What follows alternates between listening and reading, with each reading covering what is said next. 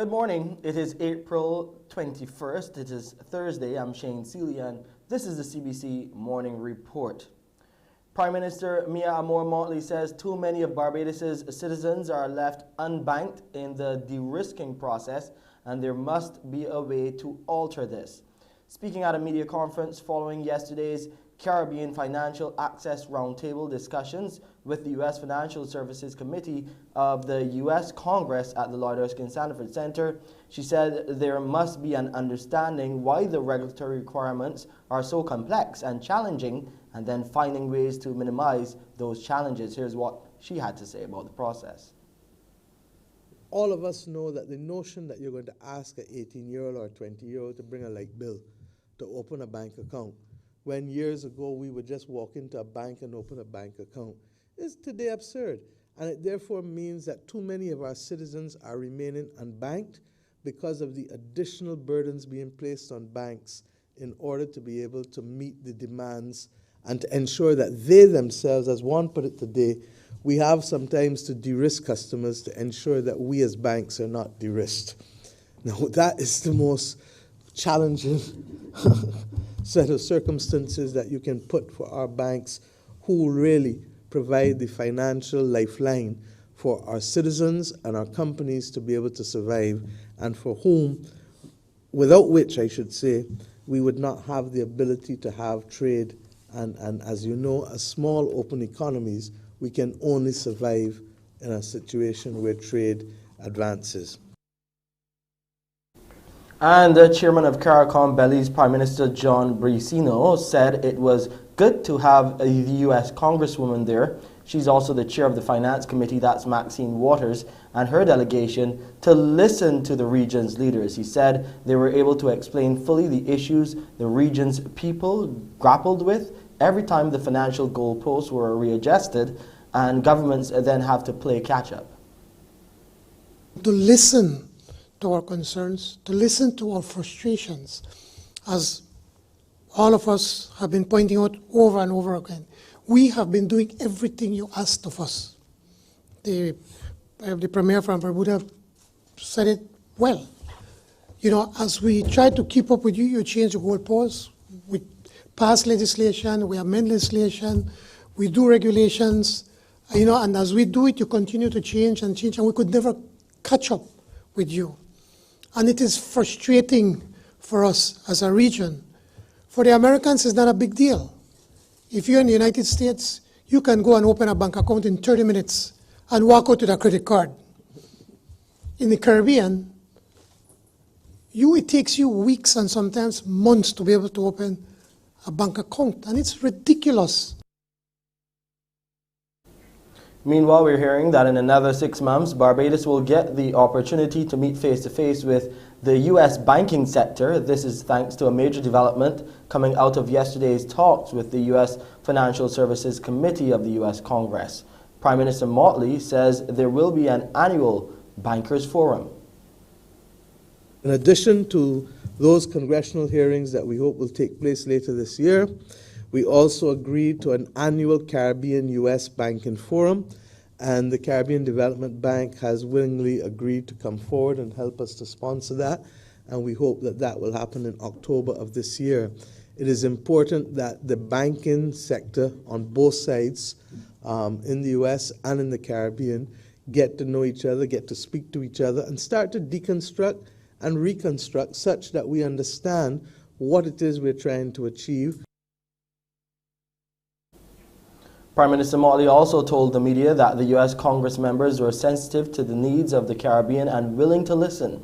She said the presence of Maxine Waters and others in such short notice, plus this being the first time in about 15 years that Barbados has hosted such a congressional delegation, shows the interest. She also spoke to the region's treatment by European banks. For this meeting to be called with the short notice and to have this level of engagement tells you how serious it is to our citizens. In our own case, we believe that the National Digital ID will help us in the effort of reducing the number of unbanked persons in Barbados. But the truth is that the costs are prohibitive to do the things to guarantee access to banking for our citizens. And as Premier Birch said, we continue to face moving goalposts. I just want to add one last point. Prime Minister Briseno spoke about the U.S. banks that are de-risking us. But for those of us who have been listed by the European Union on the blacklist of the European Union, whether for Financial Action Task Force related to anti-money laundering and counterterrorism financing, or whether by the OECD with respect to the international business sector, in both instances, the blacklisting leads to enhanced due diligence. What is that phrase? A fancy, fancy phrase for saying that the banks in Europe must do much more to do business with us than they do with other people. That's Prime Minister Mia Motley. Now, coming up in our COVID-19 updates, we look to see how this BA2 variant is affecting young people here in Barbados, and also giving parents some advice as they get ready to take their students back to school. And also we have a look at the latest news coming out of Ukraine and Russia. Details to these stories and more up next.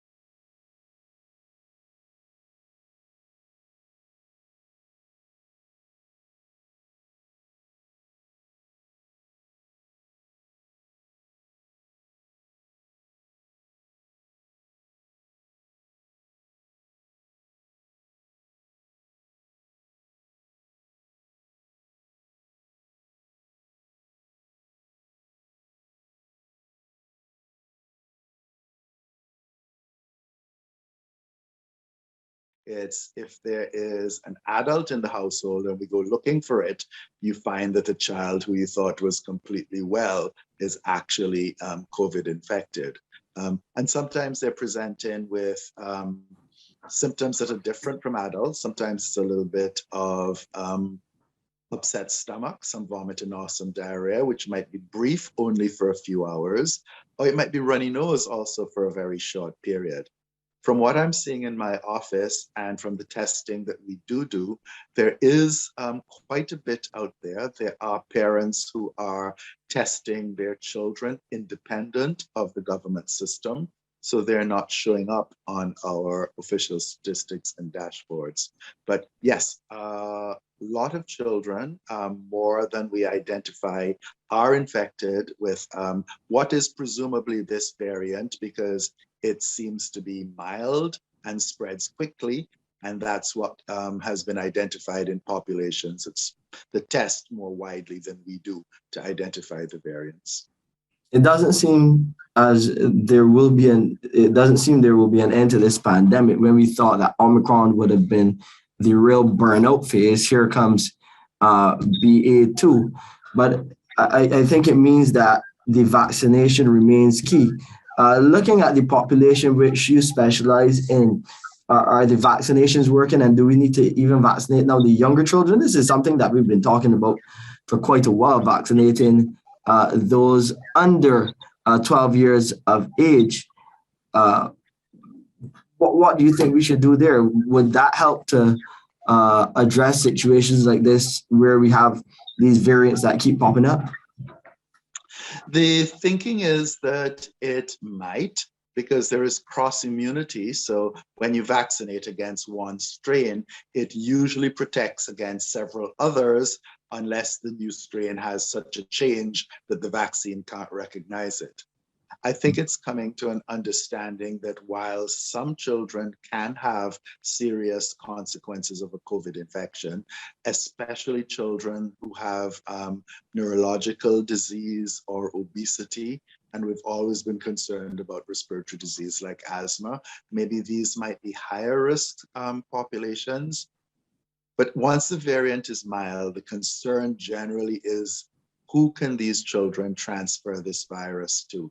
And just look at our dashboard and see the people who are most affected, meaning dying. They are the elderly, often with comorbidities, but not necessarily so. Sometimes vaccinated, but the vast majority of times not vaccinated. Mm-hmm. So now in my office, if I see a child with a fever, which could be COVID, it could be the influenza B, which we know is in circulation, it could be hand, foot, and mouth. Rather than always testing, sometimes we are acting as if this is COVID, maintaining the isolation and the strict home precautions. But the big concern is there any adult who is unvaccinated within that household who may be at greater risk? So a child with a mild something, you can't say it's not COVID because it's not severe. You have to act as if, keep them away from susceptible people, which would be in school. So it's unfortunate now that something that may in reality turn out to be an allergy attack or hand, foot, and mouth or another flu virus, we assume it's COVID, and keep you out of school for 7 to 10 days just to make sure that the COVID doesn't spread, which is probably good health advice anyway, because while we're doing it specifically to prevent spread of COVID, it will also contain hand, foot, and mouth and influenza and any other virus that's spread that way. With this main spike in the number of cases, are you concerned about the children going back into school in about a week time with this BA2 circulating? I think we always knew that children in school would cause a spike. Once we manage that, it's probably more important for them to have the opportunities that come with being in face-to-face school, because the amount of anxiety and disruption to our young people for the last 2 years has been significant. I've never seen so much anxiety in its various manifestations in the younger children, and fear and suicidal ideation even in teenagers. Wow. And that's in keeping with worldwide advice advice. So it's not just the academic loss, it's the anxiety, life skills, coping mechanisms that are going to take a while for us to get rid of. So children going back to school is important. We just have to manage it. I think the mask mandates, the distancing, the recognition of staying in small groups, all the principles that we've learned. Indoor crowds in closed environments are much higher risk than well-ventilated or outdoor spaces where people are spaced apart. If you have to be crowded, then you wear face protection, a mask. If they're very young children and they are in a situation that you think is less than optimal, use a face shield. It's not going to be 100%, but it's certainly going to cut down on the people getting infected or transmitting the virus. Leading pediatrician Dr. Clyde Cave speaking to me here on the Morning Report about getting ready for back to school with the BA2 variant of Omicron in circulation. Of course, we will continue to keep you updated as we look at the latest dashboards coming from the Ministry of Health. Now to the war in Ukraine, and one day after calling on a 4-day truce, the UN Secretary General Antonio Guterres is now saying he wants to travel to both Russia and Ukraine in the hope to end the hostilities there. Well, that ceasefire is supposed to take place over Orthodox Easter, so really that has to happen very, very soon. And we've had from the Ukrainian side positive reaction, from the Russian side no official response. But the Secretary-General's not just got that initiative, we now have another initiative. The UN have written letters to the Ukrainians here at the UN and to the Russians here at the UN, two separate letters. And what they're asking for is to fix up a trip for the Secretary-General himself so that he can go to Kyiv and to Moscow, so that he can meet separately the two presidents. In effect, this would be high-level shuttle diplomacy. If the two countries say yes to this visit, it would be the most important, I think, diplomatic development we've had since the start of the war. But it's not at all clear whether the Russians would say yes to this at this time. A short time ago, there was a news conference here at UN headquarters, and I asked the Secretary-General's spokesman for more details. We're going to take things one step at a time. So the letters were sent. The idea would be for him to go to both capitals, to Moscow and to Kiev, to meet with both presidents. Russia has successfully tested the Sarmat intercontinental ballistic missile, with the President Vladimir Putin boasting the nuclear-capable projectile will make Moscow's enemies think twice. President Vladimir Putin says that it will provide food for thought for those who threaten Russia. He claims that each missile can carry up to 12 nuclear warheads and hit any target on Earth. The US Pentagon, however, says the new rocket poses no more significant threat than other elements of Russia's arsenal. Dorsa Jabari reports now from Moscow. The Russian President Vladimir Putin has since congratulated the defense minister, and he has said that this Sarmat intercontinental ballistic missile will reliably ensure the security of Russia from current threats. Vladimir Putin also said that it will make those who are trying to threaten Russia to think. It is now going to be the largest nuclear-capable ballistic missile that Russia will have in its fleet and an arsenal. According to the Defense Ministry, this Sarmat missile will be part of an ongoing series of tests, and then once those tests are completed, the missile will be replacing what they already have in their arsenal. This is one of the heaviest, if not the heaviest, ballistic missile in the world that will be joining Russia's current stockpile. We're living in some dangerous times with this war in Ukraine and Russia's aggressive actions. We'll keep you updated. Let's go over to Wendy now to hear what's happening on Thursday on Morning Barbados. Wendy? Good morning to you, Shane. Well, we'll be getting to meet a lot of exceptional youth this morning, but we'll also be venturing back into that boxing ring to find out what the Barbados Boxing Association is up to these days in terms of its programming, especially in light of COVID. We'll also have the last three finalists of the St. Leonard's Boys Mr. Executive Challenge. Their competition comes off on Saturday. So we'll have these and lots more on Morning Barbados. Thank you, Wendy. Some big improvements coming at the Barbados Postal Service. We will give you the details after this break.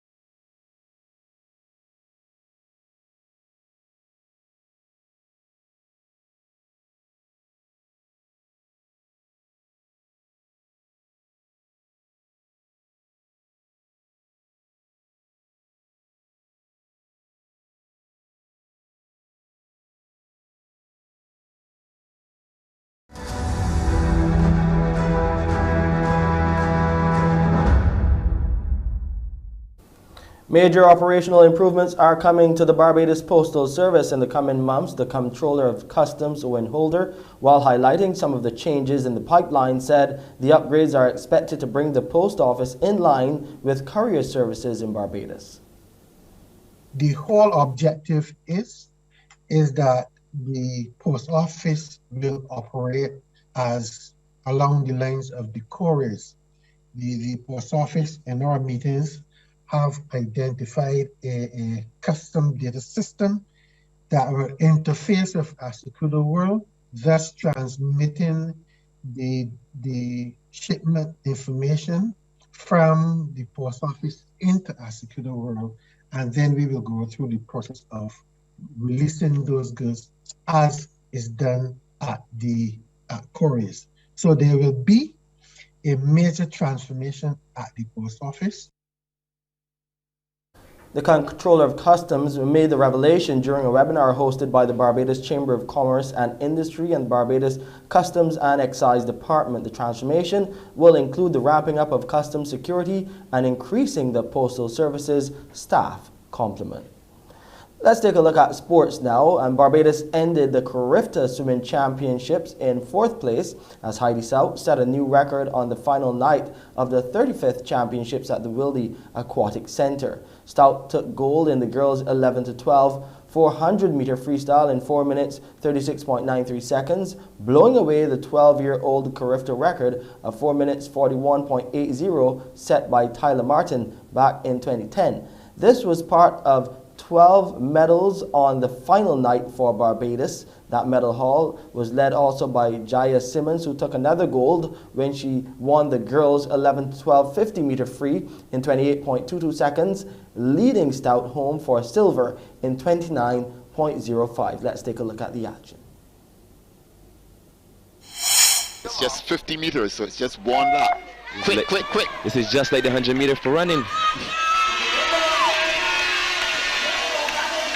And we can already see Jaya Simmons, she's taken the lead. Simmons in lane 4, she's just ahead of her colleague Heidi Stout. And in lane 3, Rita Lewis from Ghana. A very commanding lead. And Simmons is right going to take another gold medal here at the 35th Carifta Swimming Championships. Her time, 28.22 seconds. In second spot, Heidi Stout of Barbados at 29.90 seconds. To the 200-meter backstroke, and Tariq Greenwich won gold in the 11 to 12 segment in 2 minutes 26.84 seconds, with Nikolaya Sisnet taking bronze in 2 minutes 39.31. Barbados then won its final medal, taking gold with the team of Greenwich, Zachary Burke, Ashby and Watson in the boys 11 to 12 200-meter freestyle relay in 1 minute 52.25 seconds. There they go. Ready now for the 11 to 12 boys. They're looking very strong from the get-go. You cannot tell who's in front from the get-go. They seem to be in a straight line, but it seems to be lane number 4, or no, I'm wrong, the lane number 3 making a surge. That's Barbados. It looks like Tariq Greenwich taking the lead so far. Yes, it does. Touches, not making any error on that occasion. Very good. One of the Barbadians. Seems the Bahamas in lane number 4. They seem to be in second right now. Jamaica holding on to third. And Bahamas and Jamaica are fighting for that second spot so far.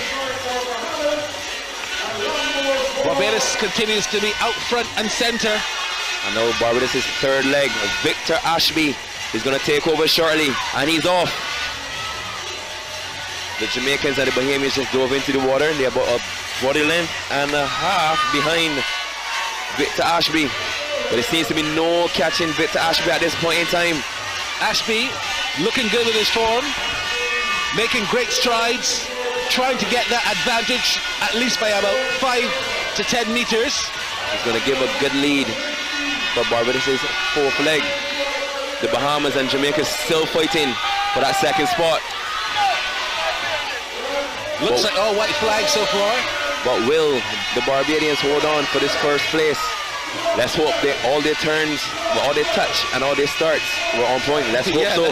That's very true. Barbados going for gold. Hopefully there's no disqualification for them on this occasion. But it's Barbados, Bahamas, Jamaica. As Barbados touchdown now for the gold in 1:52.25. And Barbados wrapped up the championships, finishing with 41 medals and a combined team score of 519 for fourth place. Bahama finished first with a score of 975. That's sports. Let's take a quick look at weather now. The temperature on the outside, 25.2 degrees Celsius. It's fair. The relative humidity stands at 75%. The barometric pressure is 1013.2 millibars, and those winds are coming out of the east at 28 kilometers per hour. We'll see a high tide this morning very shortly at 25 minutes to 7. There will be a low tide in the afternoon at 27 minutes to 2. Those seas are smooth to moderate in open water. Swells are peaking at 2 meters and holding steady. Today in Barbados, we'll have a mix of sunshine and clouds with a few brief isolated light showers. And tonight, a mix of clear skies and clouds with a few brief scattered light showers. And here's a quick look at the international weather forecast. That's it for the Thursday edition of the CBC Morning Report. I'll see you at 7 with your headline news. I'm Shane Seeley.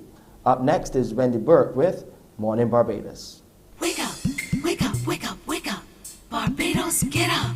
Good morning, Barbados, good morning. Good morning to you. Good morning, morning, morning, morning. Good morning to you. Good morning, morning Barbados. Good morning. Good morning to you. Good morning, morning Barbados. Good morning. Wake up, wake up, wake up. Morning to you. And a terrific Thursday to you this morning. Well, we're edging a little closer to the weekend, and next week we're going to be having another bank holiday coming up, so we can all plan those activities that we want to get up to. But today we are going to get to meet lots of exceptional youth, as well as talk to a number of our organizations who have some meetings coming up and some new plans and initiatives for their organizations. I'm Wendy Burke, and it's my pleasure to be with you this morning. Now, we will be having the Barbados Boxing Association on hand this morning. As you know, last week we couldn't quite get them because of a few little issues, and they're back with us because there's some exciting information for us awaiting. Now, I want to introduce Mr. David Strawn as well as Darren Watson, who are both members of the Boxing Association, as well as their General Secretary, Kathy Harper Hall. Good morning to you all. Morning, Wendy. How are you? I'm well this morning. I'm fine. Now, I'm wonderful. That's great. Now, the state of boxing in Barbados, amateur boxing that is, has been impacted quite a bit because of COVID-19. And there are some plans which you have in train for the revival of the sport. So if I can come quickly to you, Ms. Harper Hall, as the GS, to talk about what some of those plans are. Okay, I think right now our most urgent plan is to launch an initiative that has been billed as the Ohana project, which is we have the Gloves Over Guns, and that is our prime project. We also have a boxing card that is planned for the 29th of this month. That's our short-term plan. Of course, our long-term plan is to get the sport back on the road, to get our officials trained and retrained, to get our boxers back in boxing mode because they have been out of boxing mode for so long. And then we have looking forward toward the Caribbean Boxing Championships, and of course to give our local boxers some regional and international exposure. But right now we are looking at launching this Gloves Over Guns or Ohana project, and one of our main concerns is the fact that we are still short of numbers in the Barbados Boxing Association. And so the primary objective of this particular program is really to increase the number of persons in all categories in our sport. However, we are also looking at what we would call areas that are susceptible to violence, and therefore, we're trying to see what we can do in that regard to help the curb, and so we can get some of these young people off the street, off the corner, and into the ring. Then that, in some way, is a twofold thing. Then we are going to be helping to reduce the whole degree of violence, and at the same time, we are increasing the number of persons involved in the sport. Okay, if I could go to Mr. Strawn quickly, as well as Darren, to look at how you all as members are trying to get those numbers up that Ms. Harper Hall spoke to. What kind of intense programming are you doing, whether it be social media or otherwise, to try to activate people's interests? Darren, you first.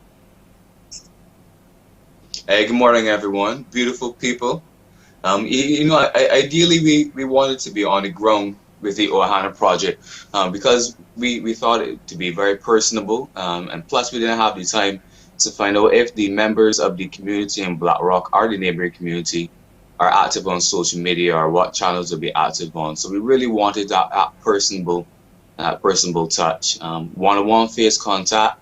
We have the opportunity to get feedback, immediate feedback that we can improve the current project and projects like this to come in other communities, because this is just a pilot project, but we're hoping for more projects like this to start in other communities in Barbados. I got to tell you, I didn't hear you give me that one again, Wendy. We have had projects at Black Rock before that were successful, and I was about to touch on White Black Rock.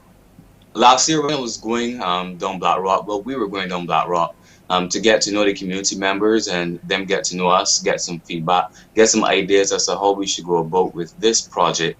It warmed my heart when I approached this group of young males. I would say a group of about 10 young males, ages 10 to possibly 13. And from a distance, they seemed very unapproachable. You know, they were acting like the stereotypical group of young men in the community. You can hear the abusive language or what's not. But I approached them nonetheless. And to my surprise, they were very welcoming to entertain a healthy conversation. We sat, we chat for a while. I told them the ideas that we have with the Ohana project, and they were very willing to assist. In fact, days, weeks after, they followed up with me to find out when the project will be starting and when they can play their part to be a part of the project. Okay. But Black Rock is very active. Trevor Haynes, affectionately known as Booth, the guy who sells food, Owl. They're very active members of the community down there that keeps the spirit alive in Black Rock. Anytime you go in Black Rock, there's something going on. There's road tennis going on. They're playing cards, they're playing dominoes, cricket is going on. People are on the outside. Usually in communities in Barbados, you can walk the streets and you only see cars. But in Black Rock, people are still on the outside being active. And we want to start the project there because we know it would be successful. Now, boxing is not a popular competitive sport in Barbados, but no doubt that boxing as a recreational sport or as a fitness exercise is very popular, and we're hoping to build on that, get more people coming in, but we want to get on the ground face to face, look people, Black Rock people in the eye, neighboring communities in their eye, have a conversation and get some more registrants in. All right, David, if I can come to you now. Now, Darren spoke to the fact that it may not necessarily be the most popular sport, but it does present individuals with lots of opportunities, and you all were recently back from an overseas tour. So perhaps maybe when we get some of this troubled youth off the block, etc., you can expose them to some of these opportunities that await. Absolutely, Wendy, absolutely. I always say boxing is one of those sports that lends itself to individual development at a rate dictated by and determined by the individual. It is not a team sport per se, but an individual who shows commitment to his own or her own personal development to the sport can rise and rise rapidly. So it does augur well for those persons who are committed at a personal level and have the discipline. So it's one of those sports that can actually propel an individual forward at a rapid and exponential rate. And I speak to you as a member of the Boxing Association, as the head of the Boxing Association's COVID-19 Commission. I also speak to you then as a member of the Ohana Planning Committee. And I thank Kathy Harper Hall, the indefatigable and priceless Kathy Harper Hall, who everybody knows is iconic in the sports administration field in Barbados. And Darren really explained it very, very well. Why Black Rock? There's a vibrance and an energy in Black Rock. And Black Rock is our launching pad. Indeed, the Belfield Sports Complex is our launching pad. And from there to radiate out and bring people in from other communities into the Black Rock area to see this Ohana project. It's to build Ohana, and I know Darren would not would not berate me for stealing some of his thunder. But the Ohana title is Darren's idea. I want to thank Kathy for bringing this project to the fore. It's a template that she's redefined for Barbados. Ohana actually is a Hawaiian term which means family. It's and it augurs well for this project because the family of Black Rock will look after each other. The family of the Boxing Association will look after each other. And there's a deliberate de-emphasis on the guns aspect or the aspect of removing people away from the violence because we don't want to stigmatize the project. And Darren came up with this beautiful phrase called Ohana, as I said, a Hawaiian term which means family. So this is where we intend to launch it. And we are cognizant of the fact that boxing as a sport has been one of the most affected, negatively affected by this pandemic, because knowing full well that the pandemic and the virus is spread by respiratory droplets, it's no rocket science that boxing being a full contact sport where there are several respiratory droplets all over the place, we recognized that we had to be one of the sports that were very, very careful about re-emerging from this pandemic. So we are working very closely with the COVID-19 unit in Barbados. We are ably led by the visionary Dr. Melissa Branford Jones, who herself has penned a PowerPoint presentation since November of 2020, followed a few months later by a 24-page document of how we shall do boxing and boxing training. Because even the training aspect of our sport has been severely affected and impacted. So we're on the road back, and we intend to emerge from this very, very carefully, very cautiously, and with full compliance, with the COVID-19 unit, which we seek their blessing for all our activities from here on. Okay, well, I wish you well with your Ohana project. I hope that all the necessary backing that you need from the private sector, government, whomever you may be calling on, also comes along to assist you with this program. We've had the Barbados Boxing Association in with us this morning. Kathy Harper Hall, the General Secretary, David Strawn, a member, and Darren Watson, also a member of the association, whose brainchild was Ohana. It has to be a very quick one, Ms. Harper Hall. We just want to say that we're planning to launch on the 14th of May, and we really want to let persons know they can register. They can collect forms at the stadium or at the Belfield Black Rock, at Belfield Pavilion, or they can just call the Boxing Association at 232-7556, or send us an email at boxing@olympic.org.bb, and we will get you the forms. We want the people out there to come and sign up for the program to join us on May 14th. Well, that's awesome. May 14th, you have a large catchment area in Black Rock, so that should be no problem at all. I wish you all well with the staging of your program, and have a great morning. Thank you so much, Wendy. Thank you so much. Appreciate it. Bye-bye. That was the Barbados Boxing Association there with their program that they'll be launching. When we come back after the break, we'll get to meet the other 3 finalists of the Mr. Executive Challenge of the St. Leonard's Boys School. We'll be back in a bit. Morning, morning, morning. Good morning. Good morning to you.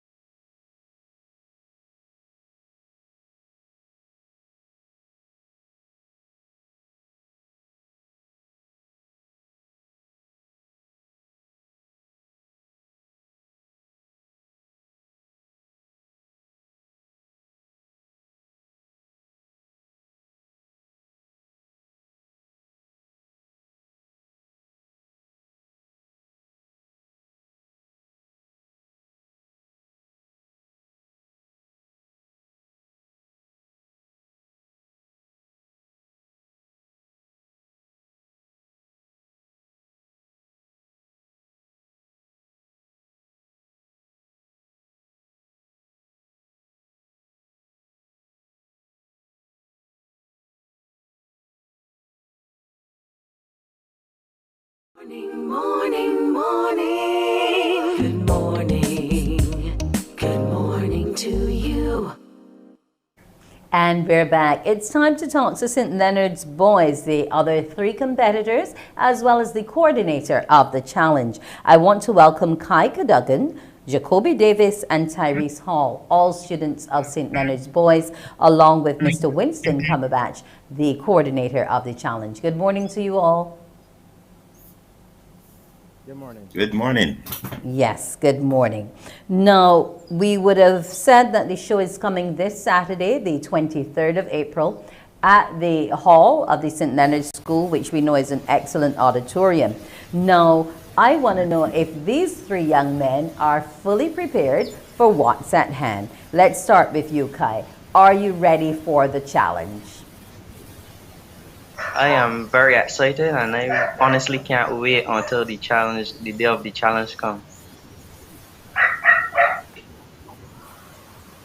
The element of the challenge that they like the best.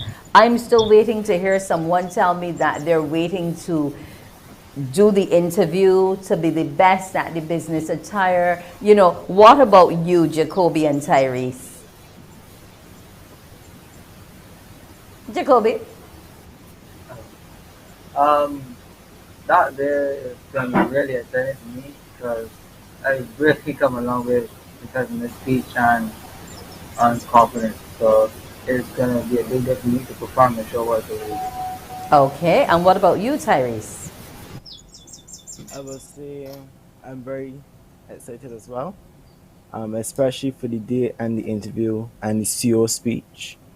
And I'm really looking forward to it and to everyone.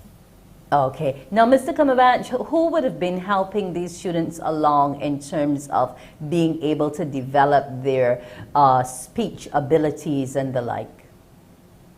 Okay, well, we've got a committee together, and there is one of the members of the committee who would have been assisting them in the way of the interview. We had two other teachers by the way of Mr. Harewood and Mr. Francis, and myself carrying them through the paces of the speech.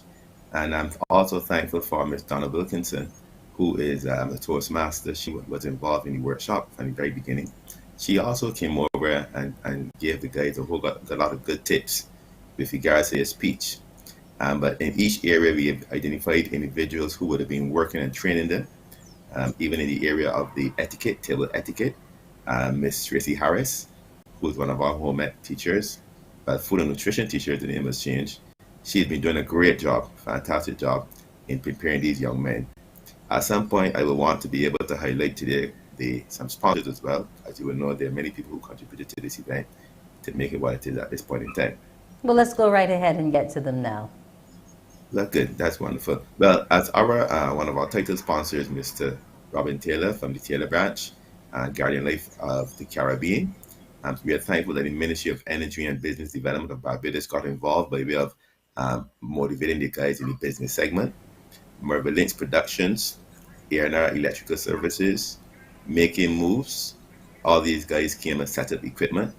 Jose E. Jose, you know, with medals and whatnot, trophies. And there's a range, Williams Media Resource Department, the NCF, the NCC, so many persons, Bionic Shop. Yes. I mean, I cannot continue. Board of Management, World Scholars Association, BGI Beauty Supplies, Dynamic Color.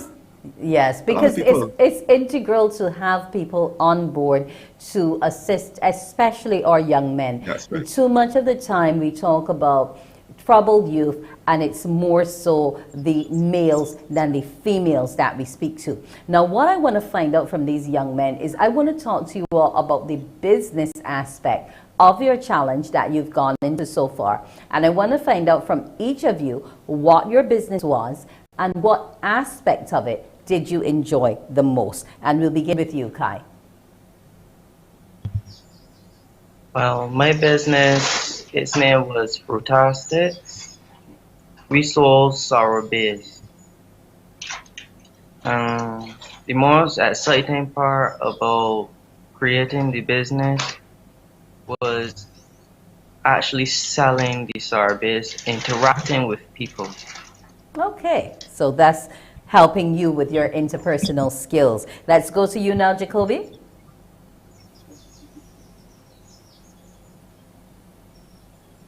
We make motivational and spoken teachers. The most exciting part of this business trip was probably actually going out into the field and getting the experience that we needed because me and my colleagues actually gained a lot of knowledge. Okay. And what about you, Tyrese? What was your business and what did you learn? My business would have been PVC creations. And what I learned from PVC is how to use the time management because PVC takes a lot of time and we had to do orders. So PVC teach me how to use time management and how to get certain things done in a specific time. So the fact that you created stuff with PVC, does that mean that you are a woodwork student? No, I'm not a woodwork student. Well, using the PVC pipes, I don't have to be a woodwork student, I will say. I just use my creativity and the available things like the elbows, the crosses, and the PVC pipes, and others varies and varieties of things we use to and spray paints and such like. Now you got creative, but I can see that you seem to be into music as well. I see some instruments behind you. Are we going to be getting to see that on Saturday? I can't tell you. Or maybe you can bring maybe it not. out as a surprise on your date. Who knows? We'll see. We will see. And there will be a lot to see because we will also be getting to see the winner of Beige to the World, who I wasn't aware was a student until Mr. Cumberbatch made me aware yesterday. So it means, and the previous winner of your competition, your Mr. Executive Challenge. So that shows that you are instilling in these young men a level of confidence that we can be proud of. Now, Mr. Cumberbatch, I know of you at St. Leonard's because of the lessons. And everybody goes to Mr. Cumberbatch for math lessons. That's how I know of you. But we are happy to see that you're getting these young men to branch into new, varied, and different areas coming up on Saturday. Now, you had mentioned yesterday that there were elements that they did on the job in various workplaces. What kind of feedback did you receive about their demeanor on the job, their deportment, their overall conduct, Mr. Cumberbatch? Excellent, excellent. Actually, some of the persons actually said that they can come back and work. I mean, that's what they got already. And the reports that we got from the assessor who came in, the marks were so high. These guys really honestly did well. And anybody who wants to see these guys in action on the night of the show, seeing that this part of the program was already prejudged, there will be a clip of their work on that day on show at the program, and that's going to be exciting. So it really was a great developmental program for these young men. I'm sure that the other young men in our schools, in our secondary schools, who would do well to have this experience. And I want to encourage business studies department teachers and principals to please get on board. We have invited them to come to the show so they can get a first-hand view. As I said yesterday, there's a lot of interest at the level of the ministry. They want to get involved in the schools. So we've made it possible for teachers to come to the program and to be a part of that experience. So we're looking for them to make contact with me. They can contact the school and get my contact. We are making it easier for them to get there by way of a reduced cost. So we look forward to seeing them tomorrow on Saturday at the show. Now, when we actually talk about the show, there's so many elements and so much that will be mixed into that event on Saturday evening. I mean, these young men have to come on stage in their business attire, and it has to be about how their tie is fitting, whether the belt is being correctly worn or not. A lot of people tend to wear their belt buckles upside down and don't recognize it.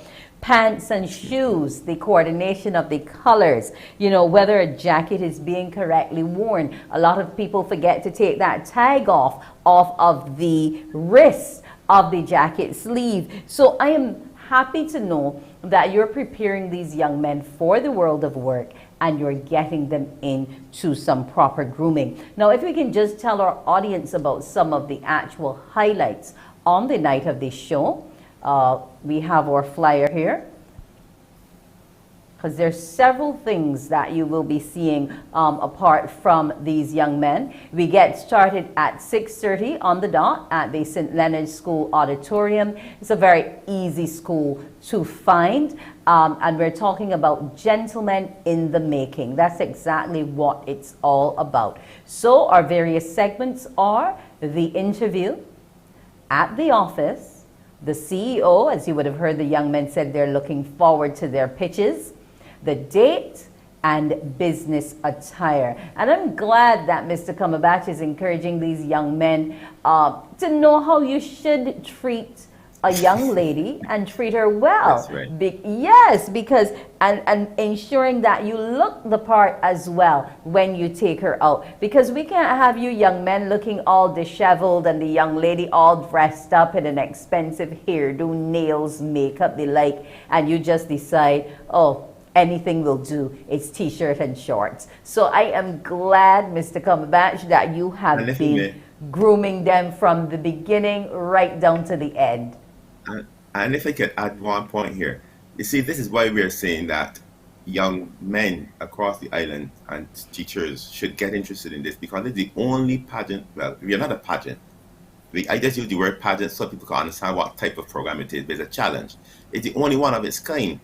And people should be flocking to be there, because this is something that is going to be so well-rounded. It develops so many things that young men need to develop. And our society needs more of this. This is why I'm really delighted that the ministry has got involved. And we want to really, truly encourage individuals to get to the school, get the tickets. Tickets are at $20 for adults, $10 for our children, 12 and under down to 3. And let's get those tickets. We want to showcase these young men and show what young men in our society can do when they're guided in the right direction. And I'm glad you said that about the guidance, because while St. Leonard's is the only all-boys school that we still have on island, and people think that, you know, our boys become emasculated because of girls within the school system, and, you know, they feel threatened and so on. I am happy that there's a school looking to bolster the confidence of our young men. And based on yesterday's 2, as well as the 3 from today, we are hearing them say that it has changed them, their interaction with people, etc. So we are happy to have that. And I want to thank you all for coming. I want to wish the 3 of you the best of luck as well. But as we know, there can only be one winner. So 6:30 on Saturday, St. Leonard's Auditorium. I wish you all the best show ever. And keep your nerves of steel on, because you'll need them. When it comes to competition, we need to have that going. Now, that was Mr. Kai Cadogan, Jacoby Davis, and Tyrese Hall. And I'm calling you Mr. because you're boys now, but you're going toward being gentlemen. So get accustomed to the title. I want to thank you, Mr. Cumberbatch, for your initiative and continuing to push it. Because, you know, sometimes we accuse teachers of only wanting to teach and not help children otherwise. But you're showing that you're interested in well-rounded students. And I thank you for that commitment. You're welcome. Now, it is Thursday, and we're going to deviate a little from our path because we want to show this social media buzz video here of Javon Blake from Jamaica. He's 19 years old, an athlete doing positive things, but that's not his passion.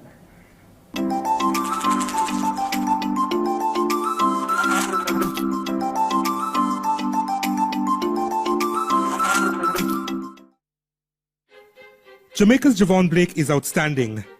And no, we're not talking about the fact he clocked the fastest ever electronic time as a Jamaican junior over 800 meters this year, a minute 47.62 seconds. No.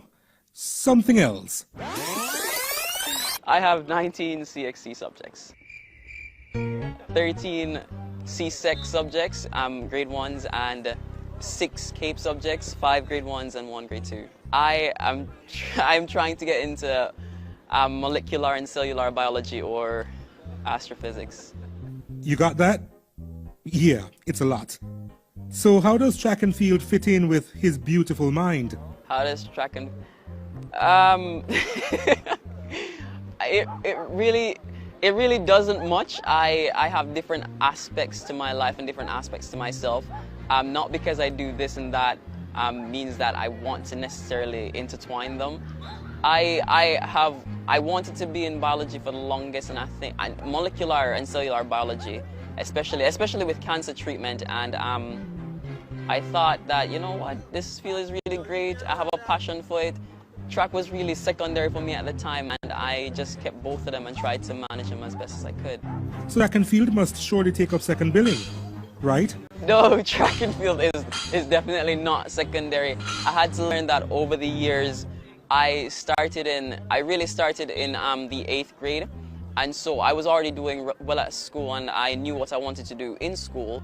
So to have track being added to that at that time made it secondary for me. It was still school and then track. But over the years, I learned that, you know, the best way to be good at both, I have high ambitions and I like to do well in anything I do at all, because I'm not going to waste time and I'm not going to waste the energy. So I learned to treat both of them equally, and that is how I'm doing so well, and I've made up my mind for everything I'm doing.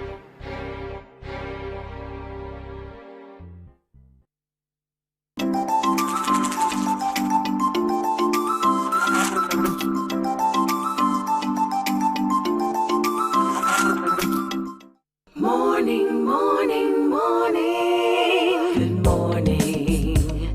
Good morning to you.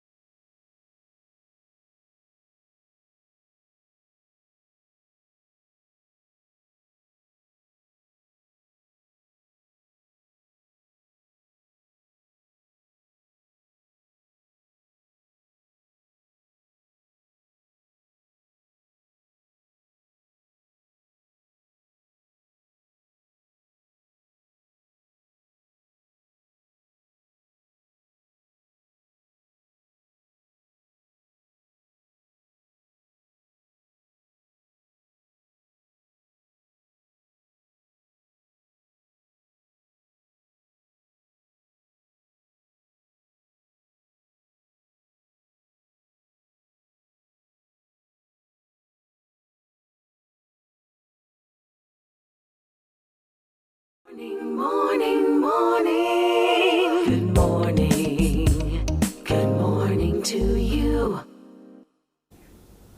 Here's your headline news for this Thursday, April 21st. There is fresh concern too many Barbadians are left unbanked in the de-risking process, and there must be a way to alter this. That's the assertion coming from Prime Minister Mia Motley, who raised it at a media conference following yesterday's Caribbean Financial Access Roundtable discussions with the U.S. Financial Services Committee of the United States Congress at the Lloyd Erskine Sanford Center. There, she said, there must be an understanding why the regulatory requirements are so complex and challenging, and then find ways to minimize these challenges. All of us know that the notion that you're going to ask an 18-year-old or a 20-year-old to bring a light bill to open a bank account, when years ago we would just walk into a bank and open a bank account, is today absurd. And it therefore means that too many of our citizens are remaining unbanked because of the additional burdens being placed on banks in order to be able to meet the demands and to ensure that they themselves, as one put it today, we have sometimes to de-risk customers to ensure that we as banks are not de-risked. Now that is... In another 6 months, we're hearing Barbados will get the opportunity to meet face-to-face with the U.S. banking sector.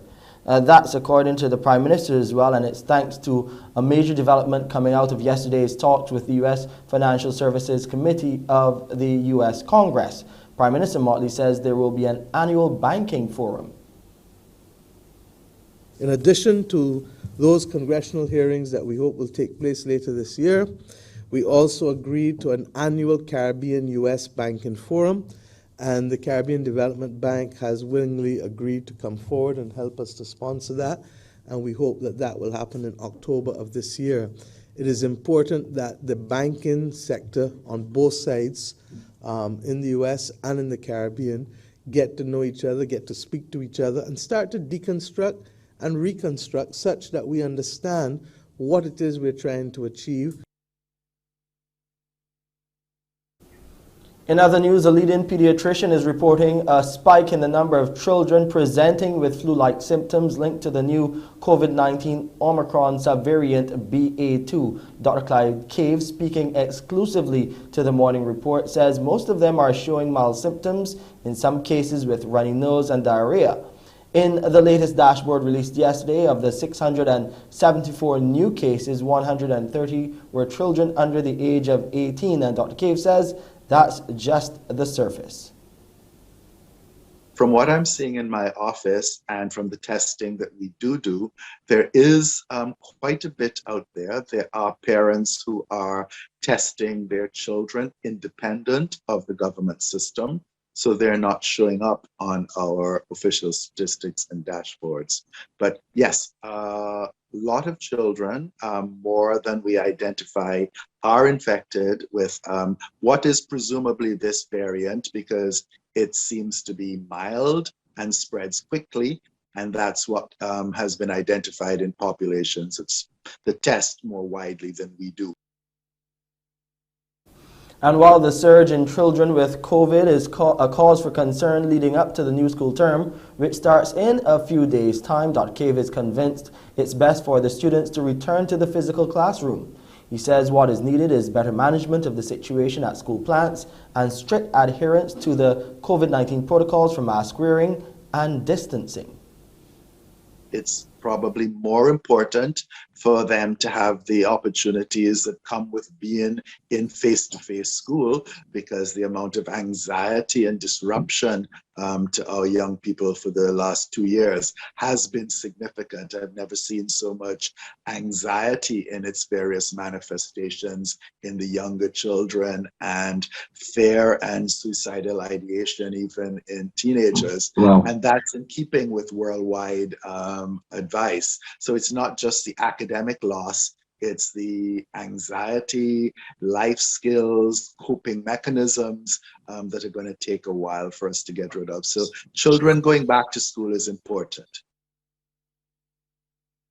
Now, the number of positive COVID-19 cases between Monday and Tuesday more than doubled. 674 new cases were reported yesterday from the test done on Tuesday, April 19th, in comparison to 302 cases reported the day before. Looking at those 674 positive cases, 313 were males and 361 were females. They are from 1,878 tests conducted by the Barbados Santos Public Health Lab, and the positivity rate is hovering around the 35% mark. Meanwhile, there were 84 people in isolation facilities, while 2,966 people were in home isolation. Noted local physician now, Dr. Adrian Lord, is predicting a further increase in the daily numbers from what we are already seeing, while referring to the highly contagious nature of the subvariant BA2 and numerous events staged over the long Easter weekend. Dr. Lord believes the real numbers will manifest in the coming days. I think we will see bigger numbers in the next couple of days if those people who have been infected are tested. These are only the reported cases. The persons who have been tested, so it might even be worse than what we are seeing now. But there were a lot of events over the weekend, and the Omicron variant, BA2, is 30% more contagious, so there's cause for concern. And that's your headline news for this Thursday, April 21st. I'm Shane Seeley. We'll be back with Wendy Burt right here on Morning Barbados after the break. Morning, morning, morning. Good morning. Good morning to you.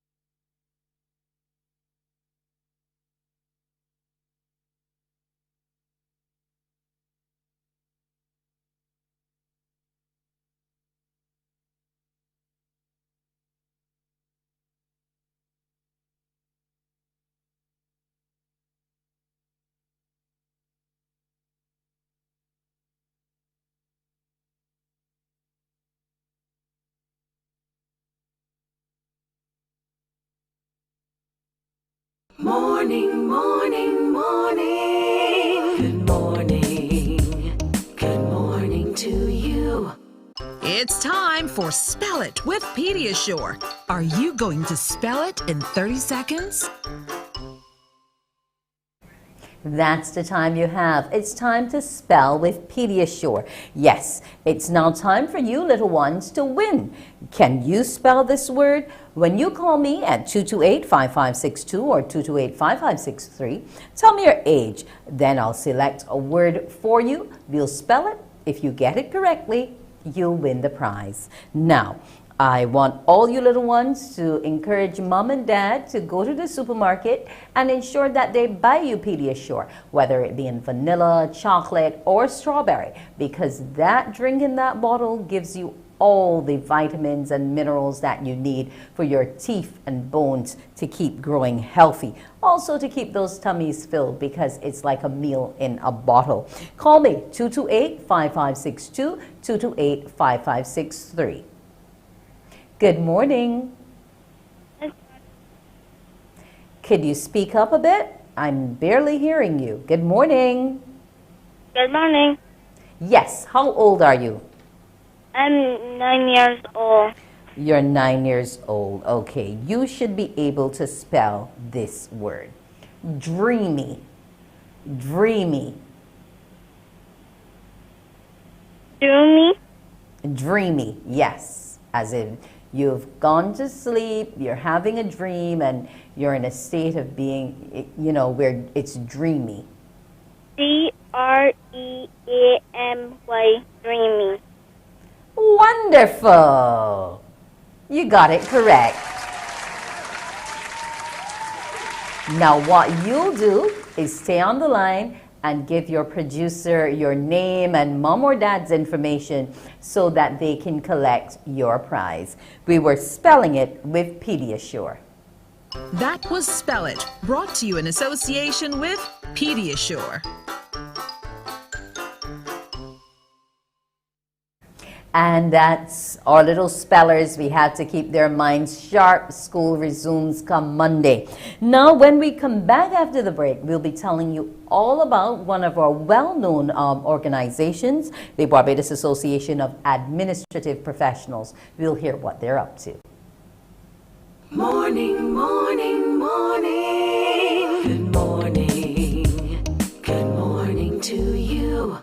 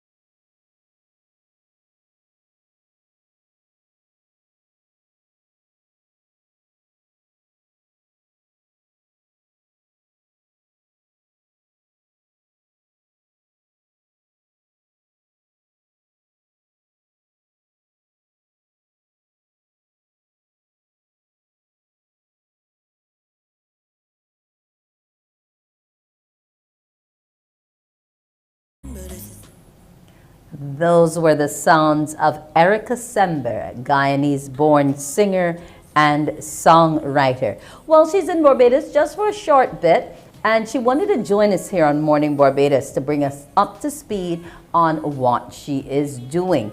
Now, she arrived on the scene only last year with the release of that single, Trust Me. And it's reminiscent of the 2000s era of Jean Aiko. And the young songstress is embarking on a path which she hopes will capture a global audience for her with the multiplicity of her sound. Good morning to you, Erica. Hi, morning, Wendy. How are you? I am well, and how are you? Good. I'm so good, thank you. Thank you so much for having me this morning. I really appreciate it. It's a pleasure to have you on with us. Now, singing, has it always been something you wanted to embark on? Yeah, definitely. So I've been singing and playing the piano and very musical my whole life since as young as I can remember. And yeah, I've been going to singing lessons, piano lessons from a young age. But I think typically what happens to some people as they grow up, I got a little bit shy, and I kind of just used it as an outlet, I guess, like a stress release in the end. But yeah, I think through the pandemic, I had so much time by myself, just like everyone did, I'm sure, and kind of just thought about what I wanted, like which direction I really wanted to go in. And I just kept coming back to music and back to singing. And yeah, I ended up going in the studio, recording Trust Me. And once I played it to everyone was like, you got to release it, which I hadn't planned to. I just recorded it just for myself. But yeah, so I ended up releasing it, and now this is all happening. Continue to create new songs. So yeah. Now, you've been working with some of the underground studios in London, O'Shaw Davis, and your track, you still have some work that you're looking at. What's the genre that you want to present to your audience most? Yeah, so yeah, I met Osho last year, and he's just amazing. So there's no specific genre at the moment. We're just creating as we go. So I've not kind of boxed myself into a genre. I'd say I kind of don't need to, because like the next song we're working on is a more upbeat house track that I've got coming out, which I'm really excited about. But obviously, yeah, Trust Me is a bit more slow, mellow R&B, and then Mean It, my most recent song that's out, is kind of more up tempo, a bit of pop, a bit of jazz. So yeah, I think my music taste is quite eclectic. So when I am creating, loads of different things can come out. So yeah, at the moment I'd say just multi-genre. Okay, and that's great. There's nothing wrong with that, being able to fit in and master all, because you believe that music tends to do a lot more than just soothe the ears. For you, music is, a tool which you use and you believe has the power to heal. Yes, definitely. I think music touches everyone in so many different ways. So like you said, some people, they have music to have a good time and, use it for memories. Whereas on the other end of it, a lot of people do use music as a means of healing. And I definitely have. I know a lot of people I know have as well. And I think the artists, like myself, that are creating music, that's healing in itself. And then other people tap into your music and use it for completely different healing than what you intended, which I think is amazing. So yeah, it's really nice when people hear my song and give me feedback and tell me what it helped them through, because it's not necessarily what I wrote it about to help myself through, but all the same, it's just like a collective healing as well as enjoying, just good music. Because Trust Me is about a breakup, isn't it? It is, yes, my broken heart at the time. Yeah, just a really, really tough breakup, I think. From a relationship that I feel like I was in, the first relationship as a proper grown woman, I guess. So yeah, I just used the writing process to kind of get feelings out and get them out of my head. And then we put it to the track. And yeah, I'm really happy with how it came out.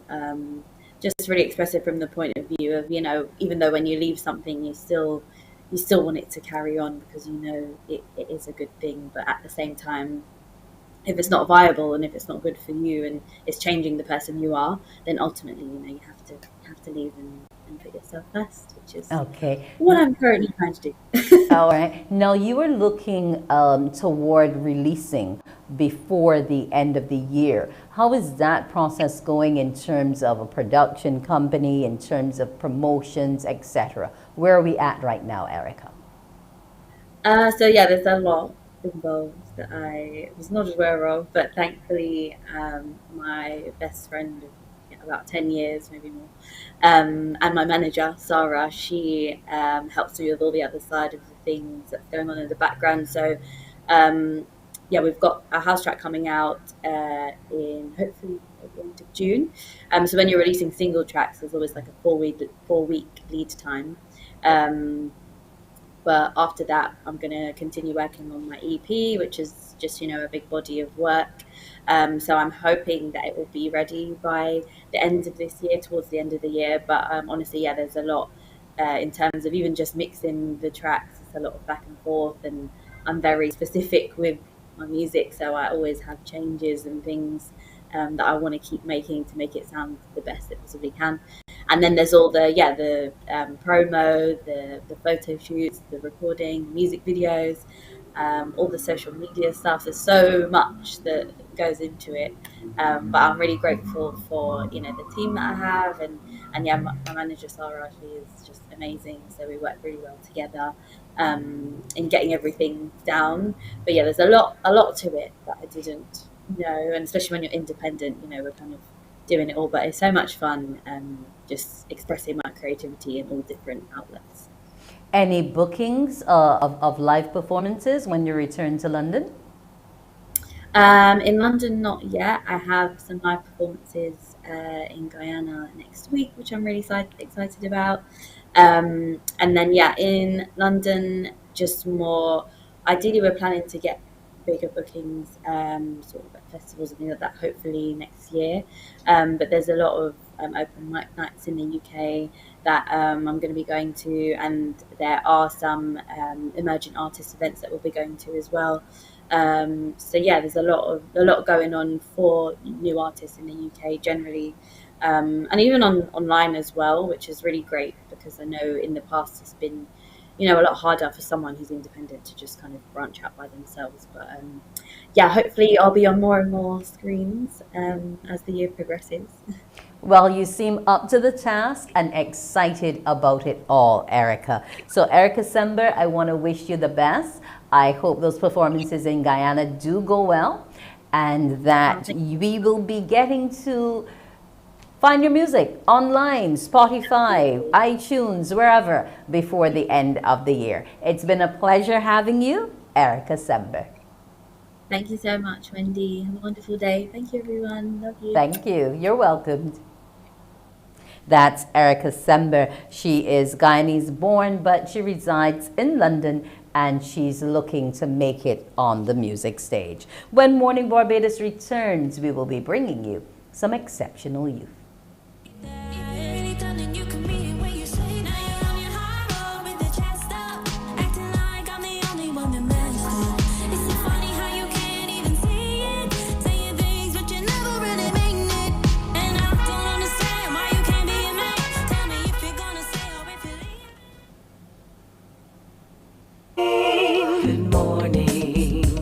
Good morning to you.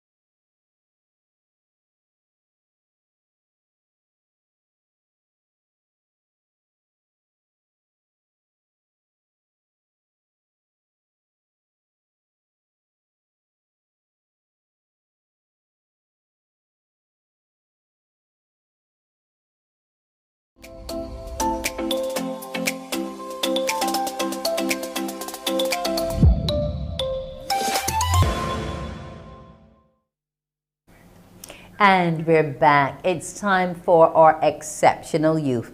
This morning, we're going to be talking to a Tory holder, and he's a 17-year-old, a Tory holder, a 17-year-old student at Queen's College.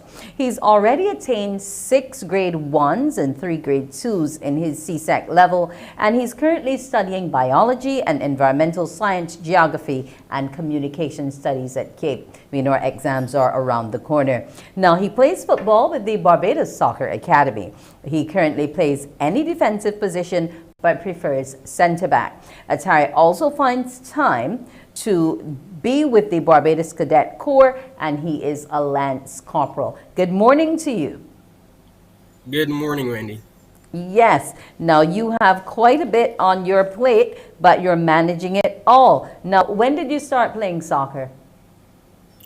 Well, I started playing in primary school, I believe, in class 1. I started because, well, I really started because the coach at the time recruited me, I guess, to play the goalkeeping role. Okay, so you've been with it a while. Now, what would you say your future in this sport looks like? Well, right now I am looking to use football as a vessel towards getting a higher education. But I believe that if the opportunity arises and I get to play professionally, that I would play. Okay, now you started out goalkeeping and now you prefer, you do centre back mostly. What's your preference in terms of positioning on the field? Well, that's a funny story because, as I said, I started out as a goalkeeper, but then I moved when I started the club football, I moved out of the goalkeeping role and I played a more attacking role actually. But then as the years progressed, I moved back to the midfield and then to the defense where I am now. So right now I prefer the defense. Okay, so that's your preference. Now, what would you say your skills are for defense? What makes you a good defender? What makes me a good defender? One of the key attributes you need to be a good defender is sight. You need to see the field and see where your other teammates are, and able to be able to pass the ball and let them know when a man is on, if a man is coming, stuff like that. Yeah. Okay. Now you're doing CSEC. You are also in the Cadet Corps, and then there's football. How are you putting it all together? Well, away from Cape, which I'm doing, unfortunately, cadets has had to take a back seat because I'm trying to focus on the football and academics. Okay, so you're making sure that nothing gets in your way. You don't want to be too overcrowded in that schedule. Yeah. Okay. Yeah. Now, what for you in terms of joining the club, coming to the club level, what was the inspiration there? The inspiration was seeing players who I knew personally that I played with getting scholarships to go overseas and play football and study. Okay, so why Barbados Soccer Academy as opposed to another club? Well, Barbados Soccer Academy is well known for getting these scholarships overseas to the USA in particular. And Mr. Bavell came to me, I believe, it was when it was no interim secondary school, and he gave me, he came to me and he spoke to me about the program, and I was like, yeah, this seems like a good idea. Okay, so you just jumped on it straight off. Yeah. Okay, now in terms of football, otherwise now internationally, who's your favorite footballer? I would say my favorite footballer is Messi, but to be completely honest with you, in my household, my father, he watches cricket. So I don't really watch as much football as I should really as a footballer. But I would say like the first match I watched was a game between Real Madrid and Barcelona. And then I saw Messi playing, and from that moment he was my favorite player. Okay, is his club also your favorite club? He moved to PSG. All right. But I Okay. still stay with Barcelona. Okay, that's who you stay with. So what about the other matches? What other leagues are you into? Who else do you support?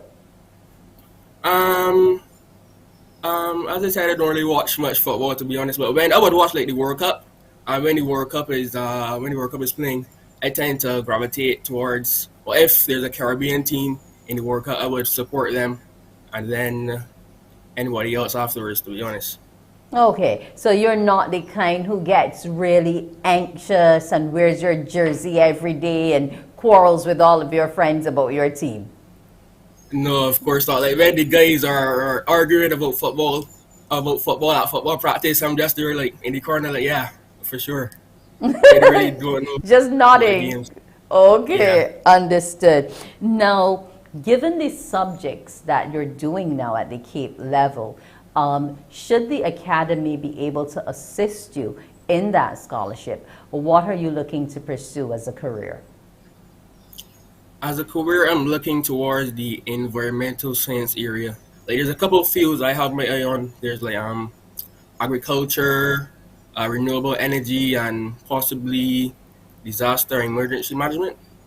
Okay, why disaster and emergency management? Because you live within the hurricane belt, or is it something you think you'd be competent at? Well, as a person who lives in the Caribbean and us being frequented by hurricanes, I believe that that is a field which young persons like myself need to get into. Okay, so that's one field. There were some others you mentioned. What are you going to do with those skills if you should use them? Agriculture. I really like outdoors and nature and stuff.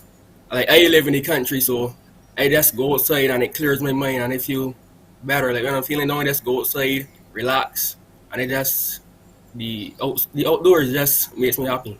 Do you have stocks now? You Pardon keep me? animals? Do you do animal rearing now? No, no, I do not. Not as yet. Not as yet.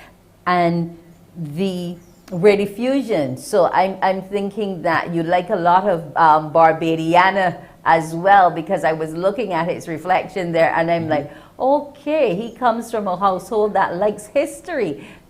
Does it come on? I am not sure actually. It belonged to my grandfather, and it just been sitting there as kind of a prop, I guess. Okay, and a memento to him. Yes. Okay. Now, you said you're from the country. Whereabouts? I live in Foursquare. That's in St. Philip. St. Philip. Okay. Right. So you're not that far away from Six Roads. So you're still close to a city center, you know. Yeah. But now you also mentioned renewable energy. And there's a lot going on the world over now in terms of renewable energy, not only in terms of the technology, but also in terms of the monies that can be made from investing in it. Are you looking at that aspect as well? Of course, of course.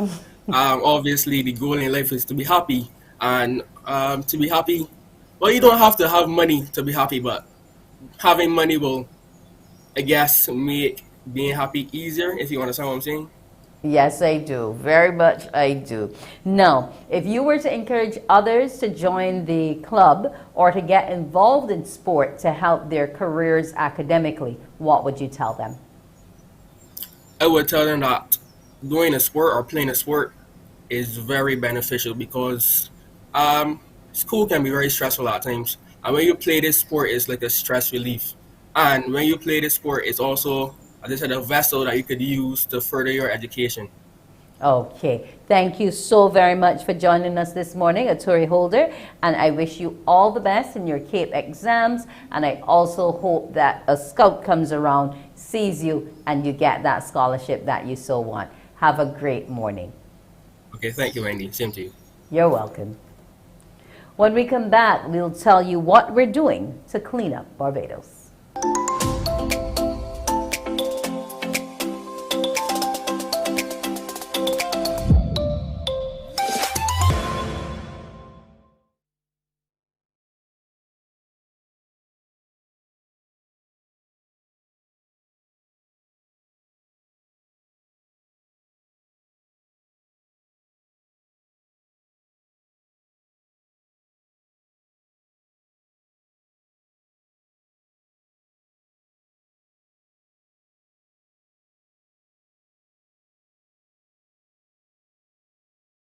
Morning, morning. Good morning. Good morning to you. And we're back. It's time to talk to Clean Up Barbados. We have Miss Anne Harding, who's the Volunteer Project Manager of Clean Up Barbados, and Abigail Sandiford, the Volunteer Assistant Coordinator. Good morning to you, ladies. Good morning. Good morning, Wendy. How are you? I'm great. What about you, Anne? I'm excited, Wendy, because we've got 800 plus people going around all over Barbados to pick up the thing day after tomorrow. That's awesome. On the 23rd, that's when we're doing it, on Saturday. Now, Abigail, I guess it wasn't that hard to get those volunteers after all. I guess not. All just came out, and it was just really great to see. Okay, that's awesome. Now, how are we going to be deploying this manpower on Saturday, Anne? Well, you know, I really enjoyed listening to your previous guest, Tori, and a lot of what he said is very relevant to Clean Up Barbados, because groups are led by leaders who get groups together. So group leaders register and they pull their group together, and then we work with the group leader to help provision them with bags and gloves and skips and cranes. We've got the Barbados Defense Force helping this year, so I can't wait to see what they pull out of Bucks Gully. And we're putting the spotlight on Speightstown. Speightstown. I saw you recently in Speightstown, Wendy, and the jetty is looking really good. Yeah, and attracting a lot of attention to Speightstown. So we want to make Speightstown sparkle. And Infra Rentals is putting an enormous skip there. And we have, I believe, Marshall Trading, who's going to deliver some rakes and shovels and wheelbarrows. And we could use a small truck if somebody up in Speightstown or wants to go to Speightstown with a small truck to help us ferry things to the tip. All the locals are welcome to pitch into the tip. And there'll be several groups up there working, and you'll see them in their Clean Up Barbados t-shirts. If you want to help, you can look for the person in the site supervisor t-shirt. But just be mindful that the groups have registered and they have certain equipment that has been donated by very kind hardware companies and skip trucks, and there are all sorts of donations coming in that Abigail's gotten for us. Yes, Abigail has been working hard. Now, Abigail, in terms of the actual cleanup day and the COVID protocols, what should those groups be aware of in terms of moving around and cleaning the island up? Well, I think they just have to be extra careful. They all have the materials necessary. They have the gloves, they have the hand sanitizer. It's just, I guess, to be absolutely mindful. So, and it's because it's garbage you're dealing with as well. It's not just COVID that you have to be afraid of. It's like sanitation. You have to be very sanitary. So I guess it's just to be mindful, to keep your distance. Just keep your distance as much as you can, and to just constantly sanitize, constantly be mindful. Change your gloves if you have to.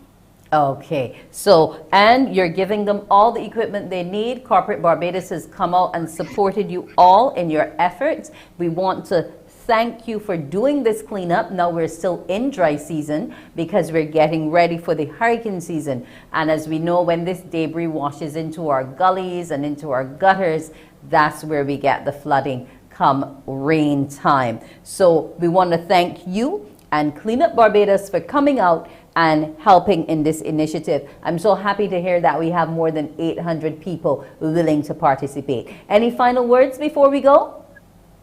Yes, please, Wendy. Sorry, I've got a crane going past, but we hope that people will notice the difference and the way that it feels when they see no litter around them, how much more beautiful Barbados is, got a crane going past, and they want to keep it that way. Okay, please keep Barbados beautiful. Everybody, please. Okay, now, Anne, is it possible you can tell us what is going on here in this particular shot in terms of our people? We're talking about 8 more groups that have signed up with you, bringing a total of 688 volunteers. So they're more than the 600, Anne, and they are getting ready to pick up the thing on Saturday. Yes. Now, Oh, yes, the Blackman and Gollop Scout group, they're going to be there. We got a Tankor producer, Alicia Alves, that's part of her group. We have the South Coast Climbers. We have the Lions Club of Barbados South, the Leos Clubs of the East and Bridgetown, Total Garbage UK, so you're getting outside support as well. And Ansa McCall, Yes. the Kiwanis Club of Bridgetown, and the Schoolhouse for Special Needs. So your cleanup is also about inclusivity. Of course, everybody is invited. Everybody. It's open to the public. It's free. And we just want you to come help make Barbados beautiful. Okay. Now, Abigail, in terms of the people who came forward to you and how surprising it was, what was their main motivation for wanting to join in this clean up the thing? What was their motivation? Honestly, I'm not entirely sure. I just know that I went to them and I asked, well, would you be willing to participate in the event this year? And they said, yes, definitely. There were for some of them, there were absolutely no hesitations at all. Pride and Stokes, Ace H&B, Carter's General Stores, Marshall Trading, Massey Distribution, they all just pitched in together and they said, well, when would you like to come and collect? And I was like, oh dear. No, it was just exceptional. It was absolutely exceptional. That is wonderful. And what's the mix like in terms of the demographic? Do we have a lot of younger school-age children, or is it more older adults who have an environmental concerns in their bones? What's it been like, Anne? Oh, okay. Oh, sorry. Well, I know Anne she has been trying to get prizes for the youngest and oldest participants, so Anne could tell you about that. Yes. Okay. Yes, we do. We have some wonderful prizes, and the youngest person who participates will be getting a gift from Best of Barbados, and the oldest participant will be getting a gift of their choice from Earthworks. So yes, and it's all types of people. We had just an enormous uptake this year. A lot of people are really wanting to get outside and they enjoy the teamwork, and we have some amazing group leaders. And it's awesome to know that these people have brought up all their equipment and are going to be helping out. So we'll be looking to hear from you how things go this Saturday, and let's find out how many tons of refuse was collected in those skips. I want to thank you and Abigail for coming again this morning, and I'm grateful that the volunteers have come on board in these large numbers. So they're helping to clean up Barbados. You help to clean it up too as well, folks. Anne Harding and Abigail Sandiford. I want to thank them for coming. Morning Barbados, it was a pleasure having you ladies. And it was a pleasure having you as well, our viewers, this morning for our show. Here's wishing you a terrific Thursday. Enjoy the rest of your day. I'm Wendy Burke. Wake up, wake up, wake up, wake up. Barbados, get up. Good morning.